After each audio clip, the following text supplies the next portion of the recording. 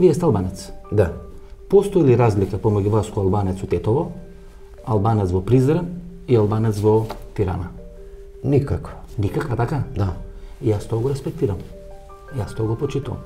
Меѓутоа постои разлика помеѓу македонец во Скопје и македонец во Лерин. Татко ми е македонец кој роден во Лерин, се извинувам. Знам. Знам. Татко ми е македонец кој роден во Лерин. Мајка ми е македонка кој родена во Костур. И те се различни македонци, согласно договорот од Преспа, од јас кој сум македонец роден во Скопје. Видите? И видите сочуване идентитетот. Дома кај мене у фамилија имаме различен идентитет ко македонци. Дома кај мене у фамилија, не у држава. Васко, јас сум работел со две, во иста канцеларија со две, ова што го зборуваш, вие самите ја направивте, егејци ги нарековте. Други се тие. Јас сум работел со две такви жени во 5 години во иста канцеларија и целата траума нивна ја знам. Разликата се направи меѓу самиот македонски народ.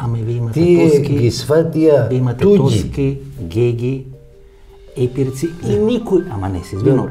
И ви имате тоски геги. Се многу поразлично од егејците и вардарците, условно речено, па никој не спори дека постојат два типа на албанци.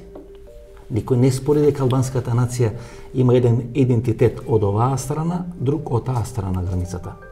Имате исто многу разлики, меѓутоа знамето, и затоа беше борбата и во Тетово 96-та, нели подосна, знамето во обединува, територијата во обединува. Културолошки разлики имате, дури имате религиски разлики, имате секакви дури јазични разлики, многу поголеми него самите македонци што се вели, меѓутоа имате работа и го спиват.